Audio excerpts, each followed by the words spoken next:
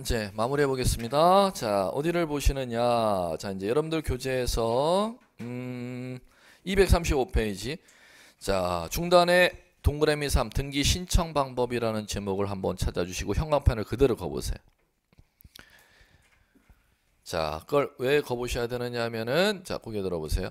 등기 신청 방법 큰 습 두 가지를 아셔야 돼. 등기 신청하는 방법, 등기소에 직접 들어가서 신청하는 방법이 있고, 들어가기 힘드니까 대법원 인터넷 등기소에 로그인 해갖고 전송 자료를 이제 보내는 방식으로 신청하는 방식이 있습니다. 그럼 첫 번째, 직접 그 토지 건물 소재지 관할 등기소에 들어가갖고 신청하는 방식을 갖다가 방문 신청이라고 법률 용어 만들었어요. 그럼 이제 고개 숙이시고 방문 신청이나 용어만 형광펜 치시면 돼. 등기 신청 방법에는 기업번 방문 신청 보이시죠? 자, 넘겨보세요. 자, 236페이지 니은번 전자신청. 자, 그러면 시험에서는 독립적인 문제로 출제될 때 전자신청을 독립적으로 물어봅니다. 그럼 전자신청이 뭔지 감잡고 등기소에 방문해갖고 신청하는 방식이 아니라 대법원 인터넷 등기소에 로그인 접속해갖고 전송자료 보내는 방식으로 신청하는 거잖아. 그건 독립적인 시험 문제로 지금까지 3번이나 출제했어요. 지문 잡을 게 많아. 자, 이제 가볼게요. 전자신청은 자, 뭐를 아셔야 되느냐. 자, 여러분들 교재 237페이지 상단에 참고사항 나오는 거 찾으셨어요? 참고가 아니라 시험에서 반드시 아셔야 될래. 참고는 봐도 그만 안 봐도 그만이잖아. 절대 참고가 아니에요. 자, 첫 번째 전자신청하기 위한 사용자 등록 이렇게 나오죠? 사용자 등록 옆에다가 쓰실래요? 출석. 형광펜. 출석. 237페이지 재료의 상단에 참고사항에 전자신청하기 위한 사용자 등록 옆에다 규칙 몇 조 옆에다 땡땡이로 출석 쓰셔야 돼. 자, 그러면 왼쪽에 236페이지 교재부터 만들고 A번 전자신청할 수 니은번 제목 형광펜 쳤죠. 전자신청. 예, 그 옆에다 출석 X 이렇게 쓰세요. 출석 X. 시험에 그거부터 구분 못 하시는 분들이 많아요. 용어 나오면 그게 그 말이고 이게 이 말이고 그렇기 때문에. 자, 이제 거기에 들어오세요. 자, 두 가지 법률 용어가 나온다는 거예요. 사용자 등록하려면은 출석을 해야 돼요. 전자신청은 출석 안 하는 거예요. 그걸 구분 못 하는 분들이 많다는 거예요. 자, 이제 무슨 얘기인지 이제 예를 들어 드릴게요. 고개 들어보세요. 자, 은행 거래할 때 직접 방문해서 거래할 수도 있지만 인터넷 뱅킹 이용할 수 있어요. 인터넷 뱅킹 이용하려면 개설해야죠. 개설하려면은 인터넷 접속해서 은행에 개설 등록할 수 있어요. 가까운 지점에 방문해야지만이 인터넷 뱅킹 개설 받을 수 있을까요? 인터넷으로 개설 등록 못해. 가까운 지점에 거래은행에 방문하지 않으면은 개설 등록 못 받는다니까. 인터넷 뱅킹 하겠다고 개설 등록 못 받아요. 그 개설 등록 받는 절차가 등기에서 사용자 등록이야. 뭔 얘기인지 아시겠어요? 대법원은 등기소에 접속하는 게 전자신청이잖아. 그거 하려면은 먼저 개설 등록을 안 받으면은 대법원 등기소에 로그인을 못 해요. 그걸 이제 전자신청 받기 위해서는 먼저 뭐부터 해야 된다? 사용자 등록부터 해야 된다는 거예요. 사용자 등록 하려면은 출석해갖고 해야 된대요. 인터넷 접속해갖고 사용자 등록해야 된대. 출석해갖고. 그럼 전자신청은? 출석 안 하고 그걸 인터넷 뱅킹하고 똑같이 생각해 대입해서 공부하시면 아무것도 아니야. 예. 자, 다시 한번. 사용자 등록은 출석해야 돼. 전자신청은 출석 안 해도 돼. 자, 그러면 자, 이제 지문 잡기. 자, 237페이지 전자신청하기 위한 사용자 등록에 출석 두 글자 용어 쓴 이유 아시겠습니까? 전자신청에 출석 X 용어 쓴 이유 아시겠죠? 자, 이제 그 안에 내용. 자, 3번. 사용자 등록 유기간 숫자 아셔야 돼. 3년. 두 번째 줄에. 자, 유효기간 만료 3개월 전서부터 만료일까지 연장 신청할 수 있죠? 연장 기간도 3년.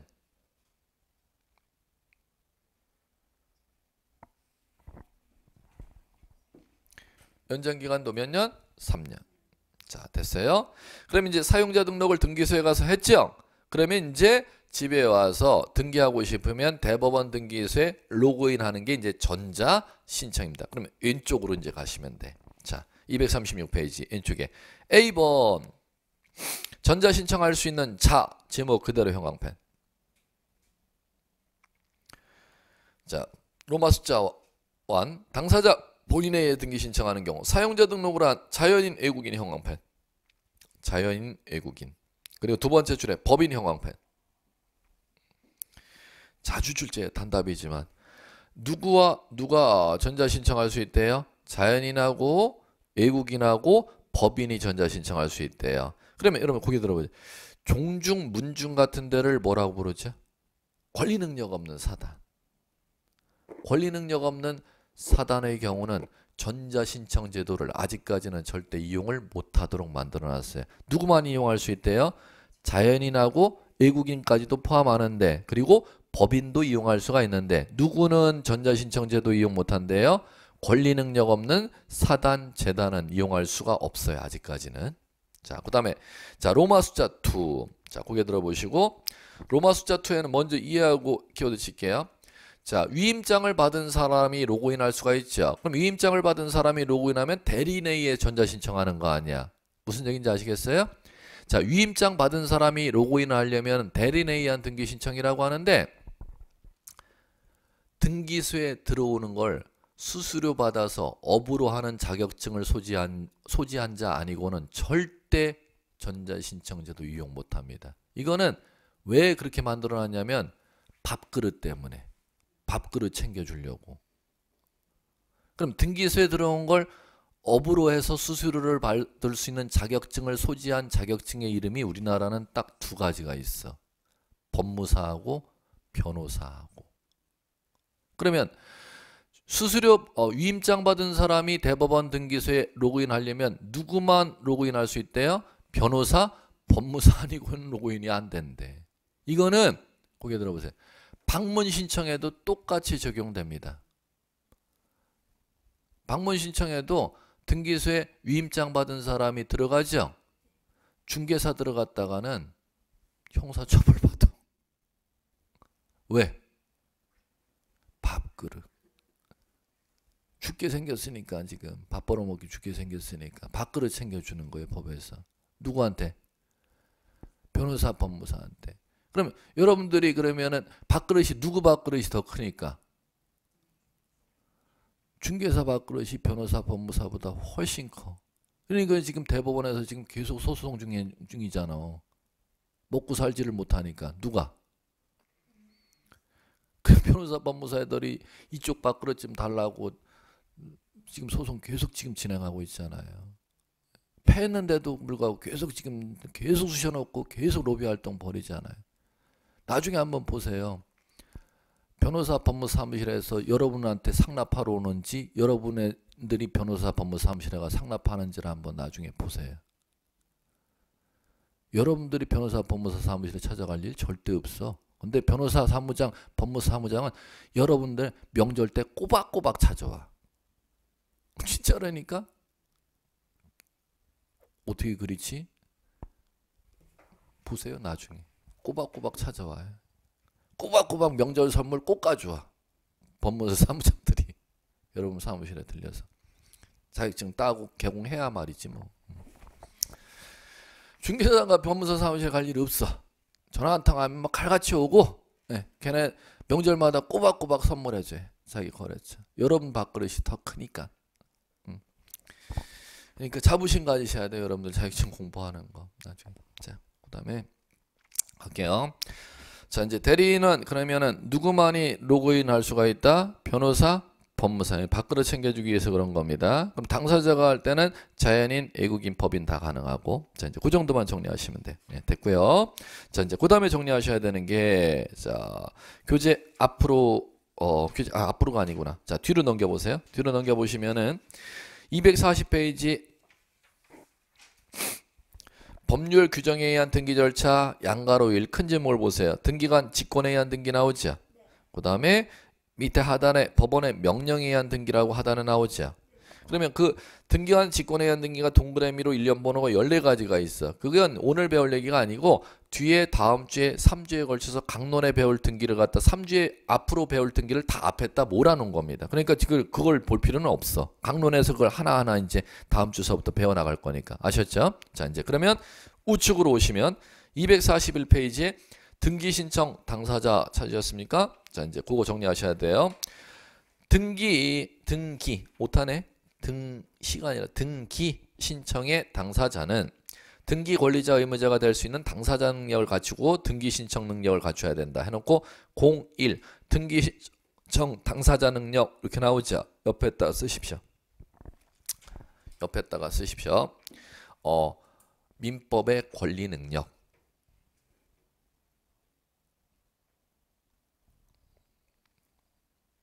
쓰신 분은 고개 들어보시고. 민법의 권리 능력이라는 것은 자, 법률 관계를 맺으면 법률 관계를 이제 맺게 되는 건 법률 요건이 있어야 법률 관계가 형성돼. 그 법률 요건은 두 가지가 있죠. 거래로 법률 요건을 만들 수가 있고 그걸 이제 법률 행위라고 부르고 거래 아닌 사실로 법률 요건을 이루어지는 것을 법률 규정이라고 부른다. 그럼 볼까? 법률 요건은 왜 만들어야 되느냐? 효과를 발생시키기 위해서. 그럼 민법상의 효과는 권리 변동이라는 게 민법상의 효과입니다. 그러면 소유권 취득하는 거, 채권 취득 변경 소멸, 물권 변경 소멸을 갖다 법률용어로 권리 변동이라고 하는데 그 권리 변동이라는 것을 갖다 민법의 효과라고 부른다면 효과가 발생하기 위해서는 뭐가 있어야 된다? 법률 요건. 법률 요건은 두 가지로 이루어진다. 하나 이상의 의사표시를 법률 요건으로 하는 것을 갖다가 법률 행위라 부르고 법률 행위 아닌 법률 요건을 갖다가 전부 모아서 법률 규정에 의한 법률 요건이라고 부른다. 그러면 법률 행위가 있든 법률 규정이 있든 그걸 당사자들이 존재해야 된다는 겁니다. 그 법률 관계를 맺는 요건을 맺는 당사자들을 일컬어서 인이라고 부른다. 뭐라고 부른다? 인만이 당사자가 될 수가 있다는 겁니다. 거래는 누가 할 수가 있다? 당사자. 그 당사자는 누가 될 수가 있다? 인만이. 다시 한 누구만이? 인만이. 그러면 매매 누가 할 수가 있다? 매매가 거래라는 법률 요건인데 누가 할 수가 있다? 당사자 인만이. 그럼 매도인 매수는 인만이 될 수가 있다는 거야. 그 다음에 자 죽었어. 그걸 법률 요건이라고 하죠. 죽으면 생기는 법률 요건을 뭐라고 부른다? 상속. 뭐라고 불러요? 그럼 잠깐만. 죽는 사람 누구요? 비상속인. 여러분 불렀잖아 지금. 사람이어야 돼. 상속 받는 사람 누구요?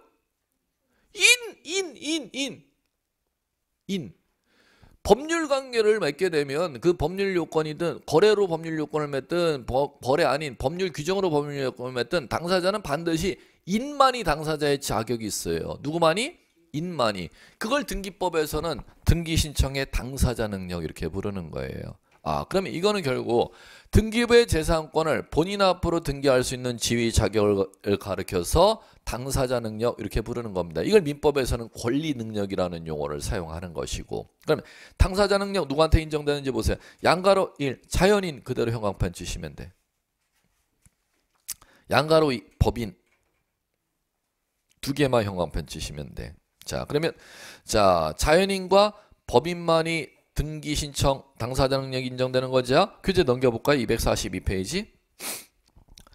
양가로 3번 제목이 뭐라고 달려 있어요? 외국인. 거기에 들어보죠. 외국인은 자연인인가요? 그럼 끝난 거야. 3번을 따로 뺄 필요는 없지. 외국인은 누구니까? 자연이니까 3번을 따로 빼는 거 자체가 좀 이해는 안 가는데 오케이 자연인 당연히 외국인도 자연인의 자격이 있으니까 등기 신청 당사자 능력이 있는 거지. 그 안에 안 읽어봐도 돼. 자 4번 볼까? 뭐라고 나와 있냐. 태아 이렇게 나와. 거기 들어. 태아는 자 뱃속에 있는 애 아니요. 뱃속에 있는 애. 자연인은 민법 3조에서 언제서부터 자연인 된다 그랬지? 출생해야 출생해. 뱃속에서 나와야지만이 출생하는 거잖아. 그러면 걔는 태아는 자연인이요? 아니요? 아니요. 왜? 뱃속에 있는 애니까. 그럼 자연인 아니면 걔는 없겠네? 이렇게 하면 끝나는 거지. 그걸 뭐 구구절절 쓸 필요가 뭐가 있어. 태아는 등기 신청 당사자 능력 없다. X 하시면 되는 거지. 왜? 왜라고 물으면 자연인이 아니니까 이렇게 대답하면 끝나는 거고. 자, 그 다음에 가자. 5번 권리 능력 없는 사단재단 형광펜 치셔야 돼. 자, 보게 들어보세요. 왜 형광펜 치셔야 되느냐. 민법의 이는 누구와 누구를 인민법에서 인으로 인정해줘요? 생명체로서 인으로 인정된 자를 법률용어로 자연인 이렇게 부르고 법률 규정에 의해서 인으로 인정받은 사람을 법인 이렇게 부르잖아. 그럼 민법상의 권리 능력이 등기 신청 당사자 능력이 있으니까 자연인과 법인만이 등기 신청 당사자 능력인데 왜 그러면 양가로 5번은 형광펜을 주셨느냐? 자연인, 법인이 아님에도 불구하고 당사자 능력을 인정해 주니까 형광펜을 쳤다는 겁니다. 그 자를 권리 능력 없는 사단, 재단이라고 부르는데 권리 능력 없는 사단, 재단은 무엇이냐? 법인과 똑같은데 유일한 차이점이 법인으로 인정받으려면은 관할 소재지, 주된 사무소 관할 소재지 법원 가서 우리 단체 만들었어요. 우리 회사 설립했어요. 우리 재단 설립했어요. 법인 설립 등기를 반드시 법원 가서 해야지만이 법인으로 탄생하는 거야. 그런데 권리 능력 없는 사단, 재단은 법인 설립 등기는 안 하지만 관할 시군구청에 등록을 하고 활동하는 단체를 일컬어서 권리 능력 없는 사단, 재단이라고 부르는 겁니다. 권리 능력 없는 사단, 재단은 그러면 법인의 자격을 취득했어요? 취득하지 못했어요? 취득하지 못하고 시군구청에 등록만 하고 활동하는 단체 아니에요. 그러면 원칙적으로 권리 능력을 인정해 줘야 되는데 안 해줘야 되는데 안 해줘야 되는데 등기법에서는 등기 신청 적격을 인정해주고 있으니까 이게 중요하다는 겁니다. 그럼 대표적인 권리 능력 없는 사단, 재단 한번 예를 들어 드릴게요. 종중, 문중, 그 다음에 이런 거 쓸 필요 없어. 이 시험 운이야. 본인 상식이 없으면 못 맞추는 얘기들이야. 동문회, 그 다음에 재경, 향후회 아시죠? 예? 향후회 아시죠? 그러게 권리 능력 없는 사단입니다. 또 이제 저기 아파트 입주자 대표회의, 그게 대표님 권리 능력 없는 사단으로 인정해 주는 것들입니다. 실무적으로. 자, 그러면 이제 만약에 그건 되나? 박사모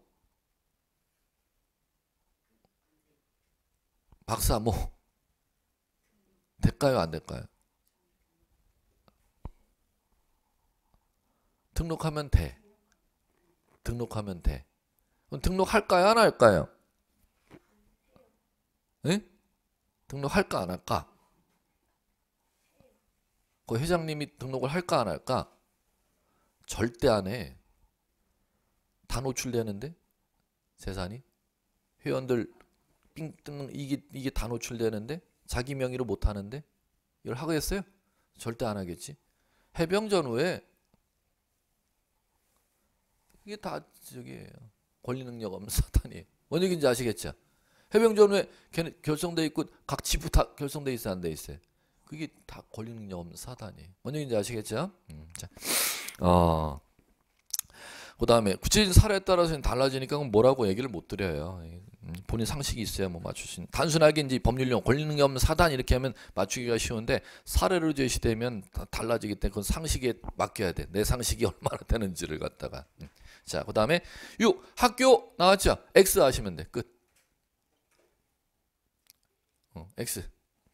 위에 들어보세요. 그럼 뭔 얘기냐? 학교를 갖다가 설립자가 누구냐에 따라 법률을 이렇게 구분해. 국립학교. 그 다음에 국가가 설립한 거예요. 그 다음 교육사업을 위해서. 공립학교. 지자체가 교육사업을 위해서 학교 설립한 거. 개인이 재산 출연해갖고 학교 설립한 거. 사립학교 이렇게 부르면 되지. 그럼 학교 설립 주체에 따라서 국립학교, 공립학교, 사립학교가 있잖아요. 그 다음에 그 학교 교육 단계에 따라서 초등학교, 중학교, 고등학교 이제 이렇게 있고 대학교 이렇게 있잖아요. 교육 단계별로 구분. 그다음 설립 주체에 따른 구분. 뭐 학교가 이제 여러 가지 구분되는데 결론. 학교는 절대 등기 신청 적격이 없어요. 뭔 얘기냐고 한번 생각해 보란 말이에요. 서울대학교가 서울대학교 거예요. 서울대학교 설립한 국가 거예요. 국가 거지 서울대학교 게 아니라니까. 시립대학교가 서울시립대학교 땅 건물이야. 시립대학교를 설립한 지자체인 서울시 거야. 서울시 거지. 지금 봐. 국립대학교도 국립대학교 게 아니라 국립대학교 설립한 국가 거고 시립대학교도 시립대학교 설립한 서울특별시 지자체 법인 거지 절대 서울시립대학교 땅 건물이 아니라는 거야. 무슨 얘기인지 아시겠어요?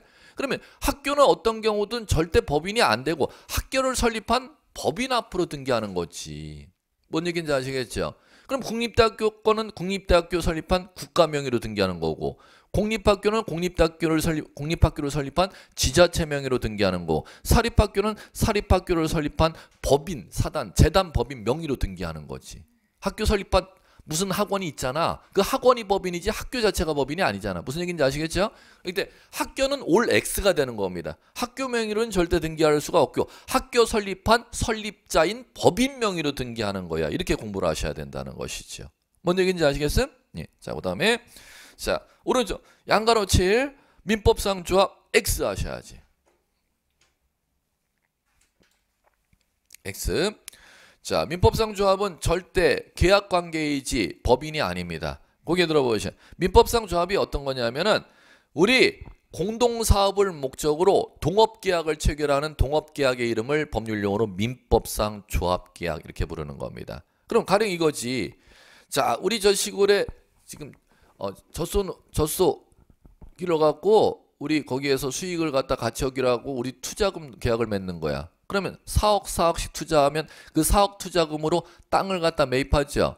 그러면 그 투자자인 조합원, 자연인 명의로 그 땅을 등기할 수가 있지 그 조합 명의로는 절대 등기를 못한다는 겁니다. 그러면 그 투자금은 합유관계라는 거예요. 그 사업 목적이 달성하기 전까지는 투자자는 자기 자금을 빼갖고 나갈 수가 있어요. 합유관계는 빼가 나갈 수가 없어요. 없어요. 사업 목적이 달성하기 전까지는 절대 나갈 수가 없고. 그럼 내부 관계에 있어서 합의 관계는 투자금 비율이 있어요, 없어요? 2억 있잖아. 그럼 시험에 제일 많은 게 합의 관계는 투자금은 있지만 그 투자금 2억씩은 자기 지분만큼을 중간에 지금 뭐 경영이 안 된다고 빼갖고 나갈 수 있는 투자금이야. 절대 못 빼나가는 투자금이야. 절대 못 빼나가는 투자금이야. 그렇기 때문에 지분이라는 게 절대 없어. 공유와 관계와 유일한 차이점이 공유는 투자금을 갖다 지분을 갖다가 타인에게 양도할 수 있지만 합유는 내부 지분이라는 출자금이 있어도 그 사업의 목적 달성하기까지는 그 투자금을 갖다가 타인에게 양도할 수가 없기 때문에 지분은 있어도 그 지분을 갖다가 처분할 수 없는 지분이기 때문에 지분을 갖다가 등기부에 표시해야 안 해요? 절대 안 해. 다시 한번. 그럼 민법상 조합재산이다. 조합원의 재산이다. 조합원의 합유재산으로 등기해야지 민법상 조합 명의로는 절대 등기할 수가 없도록 되어 있다는 것이죠. 시험에 잘 나요. 잘 나. 자, 그럼 고개 들어보세요.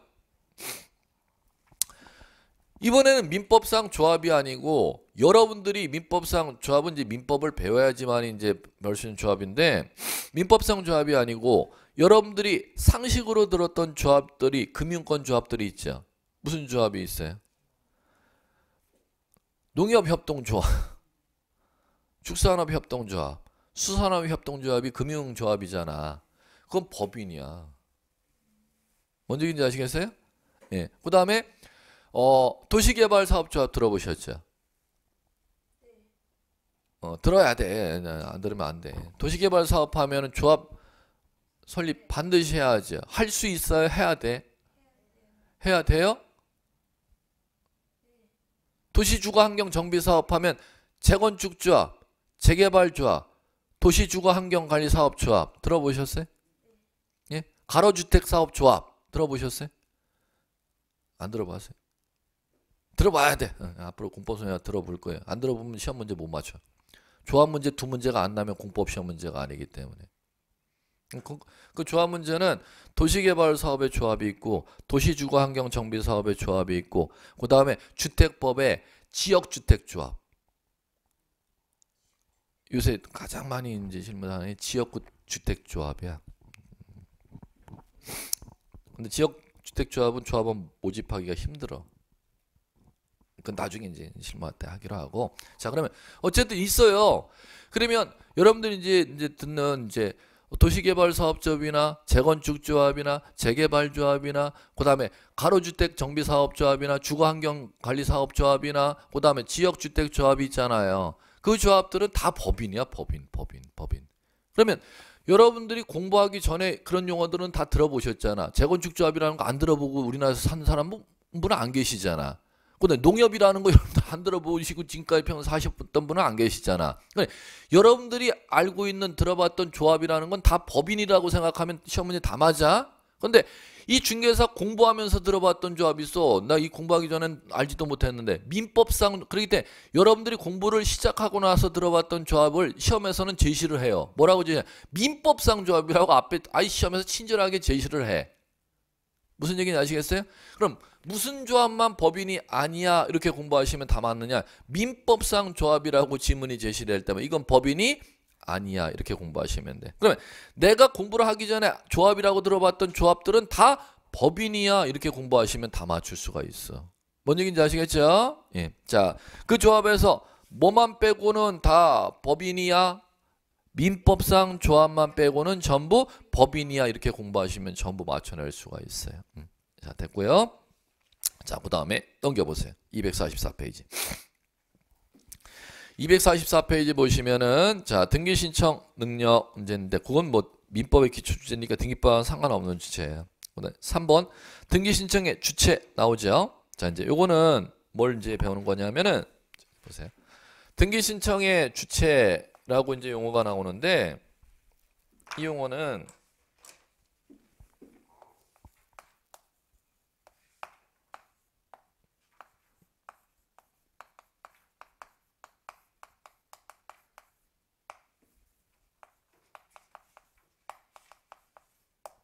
얼른 쓰세요. 여러분들 시험도 못 읽어요. 지금 그거 용어만 써놓고 지금 이걸 안 썼다가는. 용어가 아직 통일되어 있지를 아니하기 때문에 그렇습니다. 시험에서 아직 이게 법전에서 용어가 하나의 용어로 쓰이는 게 아니라 아직 용어가 통일되어 있는 용어가 안 나와 있기 때문에 출제위원이 누구냐에 따라 용어를 지금 다양하게 써요. 등기 신청의 주체라는 용어를 쓴 분은 아직도 한 분은 없고 한 분도 없고 이 용어를 제일 많이 썼어요. 지금 출제위원들이. 당사자 적격 이렇게 또는 이렇게도 용어를 사용했어요. 등기 신청인 이 용어를 사용했어요. 지금까지 출제하는데 출제한 용어가 법전에 딱 통일돼서 나온 다음에 이걸 갖다 하나의 용어로 쓸 텐데 통일된 용어가 없기 때문에 출제원이 누가 들어가냐에 따라 용어 자체를 모르면 읽기가 불편해요, 여러분들. 자, 뭐라고 용어 써요? 당사자 적격 또는 등기 신청이라고 불러. 자, 그러면 이거는 무슨 얘기냐? 구체적으로 등기해야 될 사건에 그 등기 신청을 누가 하러 찾아오느냐가 등기 신청인 등기 신청의 당사자 적격 이렇게 부르는 겁니다. 그럼 뭐냐? 지금 노량진동 10번지 필지 땅이 있는데 이 땅에 대해서 소유자가 갑이고 이 갑이 이 땅을 을과 매매 계약을 체결했다면은 매매에 따라 매수인은 등기를 하여야 소유권을 취득한다고 했으니까 그 매매에 따라 노량동 10번지 필지 등기해야 될 등기 사건이 발생했을 때 신청이 있어야 등기해 준단 말이야. 그러면 노량진동 10번지 필지 매매에 따른 소유권 이전 등기 신청을 구체적으로 누가 하러 방문 신청하느냐가 등기 신청인 당사자 적격 이렇게 부르는 겁니다. 그럼 가보죠. 자, 당사자 적격은 자 먼저 당사자라는 법률 용어를 아셔야 돼. 당사자라는 법률 용어는 자, 등기 의무자라는 법률 용어와 등기 권리자라는 법률 용어를 갖다가 걸어서 당사자다 이렇게 부릅니다. 그러면 의무자라는 법률 용어를 등기를 해줄 사람 해줄 사람을 법률 용어로 등기 의무자 이렇게 부르고 등기할 사람 을 법률용어로 등기 권리자 이렇게 부르면 되는 거예요. 그럼 해볼까요? 이거 갑과 을이 노량동 10번지 필지 매매하면은 매도인은 해줄 사람이요, 할 사람이에요. 해줄 사람. 그럼 매도인을 등기 의무자 이렇게 대입하면 되는 거고 매수인은 등기 해줄 사람이에요, 등기 할 사람이야. 할 사람이니까 등기 권리자 이렇게 불러나가면 되는 거지 뭐. 자, 그러면 등기 의무자와 권리자가 있다면 양방 당사자가 같이 등기 당사자가 신청하는 방식을 법률용어로 만들어내는 게 공동신청이라는 법률용어입니다. 그럼 공동이라는 법률용어에는 누구와 누가 법률용어가 나와야 돼요? 등기 의무자와 등기 권리자가 신청하는 것을 법률 뭐라 본다? 공동 이렇게 부르는 거예요. 그러면 등기 신청은 반드시 공동으로 해야 되느냐? 아니라는 겁니다. 법률에 규정이 있으면은 단독으로 등기를 신청할 수가 있어요. 법률에 규정이 있는 때는 단독으로 신청할 수 있는데 이걸 시험에서 잘 출제한다는 겁니다. 오늘 이제 맛배기를 가고 강론에 이제 얘기를 들어가는데 단독으로 등기 신청할 수 있도록 법률에 규정된 사유 이제 이거 접근해야 돼요. 이제 이걸 접근 들어가려면은 자 여러분들 교재 넘겨 보실래요? 넘겨 보시면 246페이지 하단의 동그라미 구체적인 등기 절차에서 등기 의무자, 권리자, 결정 이렇게 나오죠. 자, 그게 뭐냐면은 등기해 줄 사람하고 할 사람하고 구별하는 거 연습하라고 거기다가 247페이지 하단에 도표 나왔죠. 그게 구체적인 등기를 제시하고 등기해 줄 사람, 등기할 사람 한번 연습해서 보라고 거기다 제시해 놓은 겁니다. 그거 한번 눈으로 보시면 돼. 자, 그다음에 넘겨 보세요. 넘겨 보시면 248페이지 상단에 양가로위 공동신청의 예외 이렇게 제목 나왔지 않습니까? 그게 제목이 뭐라고 나왔으면 단독 신청 나왔으니까 형언면 쳐야지. 자, 그러면 보세요. 1번서부터 가볼게. 1번. 자, 보존 등기 보이세요? 이 형광펜 쳐야지. 보존 등기의 말소 형광펜 쳐야지. 고개 들어보죠? 하나씩 하나씩. 보존 등기는 자, 고개 들어. 최초 건축주가 자기 소유권 등기하러 가는 거 아니야. 그러면 보세요. 보존 등기할 때는 등기해 줄 사람이 있을까요? 건축주가 보존 등기하러 가는데? 없죠. 의무자라는 것은 권리자가 없으면은 의무자가 있을 수가 없고 권리자라는 용어는 또 의무자가 있으면 의무자가 없으면 권리자라는 용어를 만들 수가 없어. 그럼 보존 등기할 때 최초 건축주가 소유권 등기하러 가죠. 왜 소유권 등기하러 가는데 할 사람이 아니냐? 권리자라고 용어를 사용 못하느냐? 대립되는 의무자가 보존 등기에서는 존재하지 아니하기 때문에 건축주를 절대 권리자라는 용어를 쓸 수가 없어요. 권리자는 반드시 어떤 용어가 있어야 쓸 수 있느냐? 의무자가 있어야 쓸 수 있는 용어야. 거꾸로 의무자라는 법률 용어는 권리자가 있어야 쓸 수 있는 용어. 그러면 보존 등기는 왜 단독으로 신청할 수밖에 없을까요? 어쩔 수가 없으니까. 등기 의무자 권리자가 보존 등기 개념에서는 존재하지 아니하니까 단독으로 신청할 수 있도록 되어 놨다는 거예요. 용어를 그렇게 이해하셔야 돼. 그러면 2번 볼까요? 자, 2번 상속 형광펜, 포괄 승계 형광펜. 자, 고개 들어보죠? 자, 그거는 뭐 때문에 단독 신청할 수 있도록 되어 있느냐면 등기 의무자가 존재하지 아니하기 때문에. 왜 그러냐면 토지 소유자가 사망했다는 거야. 그러면 권리자가 상속을 받겠죠. 그러면 상속이라는 건 누가 이 자리에 상속이라는 법률 용어가 들어간다면은 이 사람이 피상속이니 의무자가 사망해야 상속이라는 법률 용어는 발생하기 때문에 허위 등기 날 염려가 없기 때문에 단독 신청이라는 겁니다. 그다음에 포괄 승계도 잘 나요. 포괄 승계도 상속과 똑같은데 자, 이렇게 예를 들어 보지. 제가 지난 이렇게 여러분들 알아듣기 쉬우라고. 저기 지금 저 의왕 큰 집에 계신 분이 뭐 때문에 의왕 큰 집에 가 계시지? 별 3개짜리 회장님. 별 3개짜리 회장님이 왜 의왕 큰 집에 가서 쉬고 계시지? 아유, 공짜로 먹었잖아. 공짜로 먹었잖아. 응? 응? 1,000억 투자하고 2조 받으려고 2조 먹으려고 그런 거잖아. 그러다가 체한 거잖아.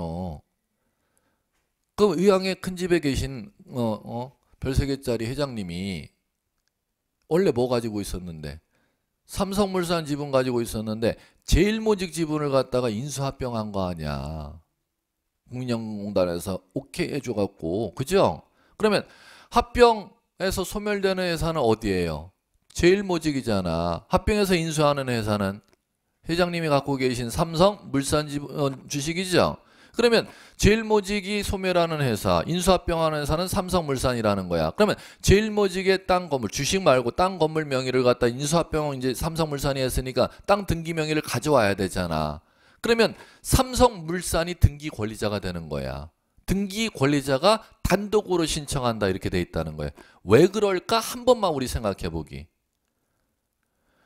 제일모직은 인수합병돼서 소멸한 법인이니까 의무자가 사망, 의무자가 소멸되어야 합병이라는 법률 관계는 발생하니까. 그러니까 권리자인 누구만으로 신청한다는 거예요. 삼성물산만으로 등기 이전 받아갈 수가 있다는 것이지. 상속하고 똑같다는 거예요. 의무자가 인수합병 전에 제일모직은 어떻게 됐어요? 소멸했잖아, 그 회사가. 무슨 얘기인지 아시겠죠? 그럴 때 누구만으로? 권리자가 신청한다, 법전에 이렇게 돼 있다는 거예요. 자, 이거 잘라요. 합병 포괄승계는 누구가 단독 신청? 권리자가 단독 신청. 자, 이제 세 번째, 판결 형광펜. 뒤에 승소한 권리자 형광펜, 의무자 형광펜. 지었으면 이제 이에 들어가기 키워드 지었으면 거기 들어보세요. 이거 매매 그러면 의무자, 매도인, 권리자, 매수인이죠. 공동 신청해야 되잖아. 그럼 결론. 아, 여길 봐야지. 거기 읽으면 뭐 할 거예요, 그거를. 대금을 다 줬는데, 자, 그러면 매수인이 권리자죠. 그럼 잔금 치르면은 등기하러 들어가면은 등기를 받아준대, 안 받아준대? 안 받아준대잖아. 공동신청이니까. 매매 따른 소유권인데 공동신청, 단독신청 사유에 지금 있어요, 없어요? 없잖아. 공동신청이죠. 그러니까 잔금 치르면 왜 매도인한테 전화를 갖고 서류 넘겨주고 언제 만날겨? 물어보는 이유가 뭐 때문인지 아시겠어요? 뭐 때문에? 공동신청이니까. 자, 그러면 잔금 치르고 자, 매도인한테 전화를 거니까 안 받아, 얘가. 잔금 다 주고 안 받아. 뭔 얘기인지 아시겠어요? 그럼 매매계약서 들고 들어가면 100% 받고 맞는다는 거죠? 왜 단독 신청을 하고 법에 없으니까? 그럼 그 얘기는 매수인은 매도인이 대금 다 받아먹고 땅 등기 명의를 넘겨주지 않나 전화를 받지 않으면 단독으로 등기하러 갈 수 있는 사유로 나와 있지를 아니하니까 100% 받고 깎아맞는다는 겁니다. 그렇기 때문에 매수인은 법원에 가서 매도인을 상대로 매매계약서도 이 잔금 다 치렀는데 등기 명의를 넘겨주러 매도인을 데려가야 될 텐데 얘가 등기소에 같이 가주지도 않고 전화도 안 받습니다. 채무이행을 안 해준다는 겁니다. 소유권 이전 등기 이행 청구 소송을 제기하는 겁니다. 정확한 소송 명칭이. 가처분 신청하면서. 그래, 그 소송에 따른 매매계약서부 판사가 그 증거 자료가 들어왔잖아요. 잔금 받았는데 매도인 요놈이 등기명의 안 넘겨주고 있네. 소유권 이전 등기 매도인은 무슨 토지에 대해서 몇 월 며칠자로 매수인 을에게 소유권 이전 등기 이행을 명한다. 판결문이 떨어진 그 판결문 받았죠? 그 판결문 확실하다는 확정증명서를 법원에 가서 발급받아야 돼요. 판결문하고 확정증명서 받았죠? 그러면 이제 그거를 들고 구비해서 을이 들어가면 을의 지위를 판결에 따른 승소한 등기 권리자가 신청한다. 이렇게 부르는 겁니다. 왜 그러냐면 매도인을 데려오지 않아도 된다는 법원의 문서를 들고 들어온 사람이기 때문에 허위 등기 날 염려가 없기 때문에 단독 신청이 가능하다는 거죠. 자, 그럼 두 번째. 판결에 따른 등기는 승소한 권리자가 단독으로만 가능해야 돼요. 승소한 등기 의무자가도 가능하대요. 승소한 등기 의무자. 시험에 잘 나와. 자, 거기에 들어보세요. 이거죠. 자, 이번에는 매수인이 땅 등기 명의를 안 가져가. 그럼 이거 아까 오늘 시켜드렸죠?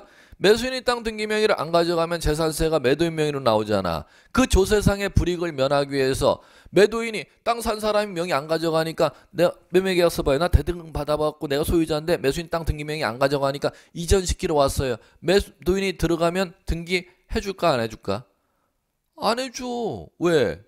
단독 신청 사유로 없으니까. 그럼 마찬가지야. 땅을 산 사람이 등기 명의를 안 가져가도 매도인은 법원 가서 소송을 걸어야 된다는 겁니다. 땅 등기 명의 가져가라고. 이건 이번엔 등기 절차 이행 청구 소송이 아니라 등기 명의 가져가라고를 등기 인수 청구 소송이라고 하는 겁니다. 등기 인수 절차 이행 청구 소송을 제기하죠. 그럼 그에 따른 승소 판결을 받으면 매도인은 매수인 을에게 땅 등기 명의를 단독으로 넘길 수 있는 판결문을 받은 겁니다. 그 판결문하고 그 판결이 확정됐다는 확정증명서를 법원 가서 발급받으면은 이제 매도인이 등기소에 혼자 등기하러 들어가고 신청서류에 그걸 같이 첨부시키는 겁니다. 그러면 그 갑의 지위를 법률 용어가 바뀌는 겁니다. 매매에 따른 소유권 이전 등기라고 안 하고 승소한 등기 의무자가 단독으로 신청한다. 법률 용어가 이렇게 바뀌게 돼 있는 겁니다. 그럼 마찬가지로 그 경우 왜 법에서 단독으로 신청할 수 있도록 만들어놨을까?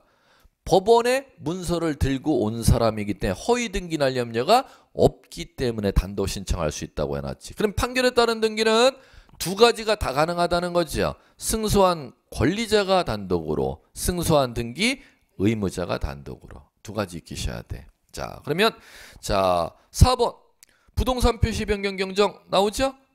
그 다음에 5번 등기명의 표시 변경 경정 나오죠? 자, 그러면 4번, 5번 묶으세요. 묶으시고 4번에 표시의 변경 경정 형광펜, 5번 표시의 변경 경정 형광펜, 요까지만 익히시면 돼. 6번에서 10번까지는 강론에 가서 익힐 거예요. 총론에서 익혀야 될 게 5번까지인데, 자, 그러면 5번, 6번 가보세요. 자, 고개 들어보세요. 5번 우리 이거 한 거잖아. 표시의 변경 경정이라는 거 아까 등기 신청 의무 1월 구청에 대장 변경하고 나서 등기소에 들어와야 될 때 그 뭐 하는 거지? 땅 주인이 땅 토지 대장에 지목 변경 분할을 하면은 등기소에 몇 월 이내? 1월 이내 신청하는 거잖아. 그게 표시 변경 등기잖아. 의무자가 있어요? 없어. 권리자가 있어요? 표시 변경 등기 성질상 왜 단독 신청해? 이게 있을 수가 없어. 그렇기 때문에 토지 표시 변경 등기는 법전에 뭐라고 되어 있냐면 토지 소유권 등기 명의인이 단독으로 신청한다. 건물 증축했으면 구청에 가 증축 등록하죠. 그럼 건물 증축한 거 표시 변경 등기 하러 오잖아. 건물주 1월 이내 하러 가야죠. 그럼 건물 표시 변경 등기 뭐라고 법전에 하느냐? 건물 소유권 등기 명의인이 단독으로 신청한다. 법전에. 표시 변경 등기 성질상 뭐라는 게 존재하지 않는다. 의무자, 권리자가 존재하지 않아야하기 때문에 소유권 등기 명의인이 단독으로 신청한다. 법전에 이렇게 돼 있다는 거예요. 요까지만 용어 아시면 충분해요. 그다음에 6번서부터 10번까지는 강론에 다음 3주에 걸쳐서 강론에 하기 때문에 이 총론에서 익힐 필요가 없음. 총론에서 꼭 익혀야 될 게 1번서부터 5번까지를 지금 오늘 꼭 익혀야 된다는 거예요. 예, 그렇게 익히시기 바라고. 자, 이제 등기 신청 당사자 아닌 사람, 이제 당사자 이외의자가 등기 신청하는 사유가 있는데 요것은 이제 다음 주에 이제 얘기를 들어가 보죠. 예, 오늘은 요까지만 해도 될 것 같아. 예, 됐습니다. 수고하셨습니다.